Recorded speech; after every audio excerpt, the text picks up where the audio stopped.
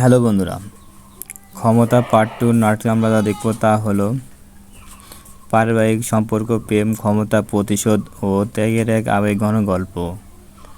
রাজা নামে এক রানী ও ব্যাপারী যুবক সবসময় ঝামেলায় জড়িয়ে পড়ে, যার কারণে তার পরিবারকে বারবার অপমান সহ্য করতে হয়।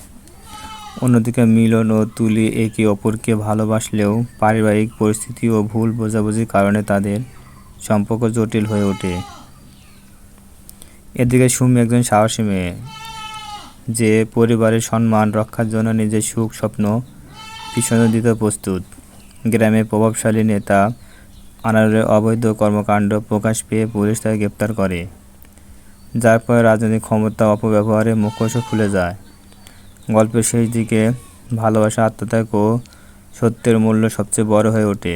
পরিবারকে রক্ষা করতে এবং প্রিয়জনের সুখ নিশ্চিত করতে কয়েকজন চরিত্র কঠিন সিদ্ধান্ত নেয়। নাটকে দেখায় ক্ষমতা ও অহংকার একসময় হার মানে সত্যিকারের ভালোবাসা, সত্যতা এবং আত্মত্যাগের কাছে।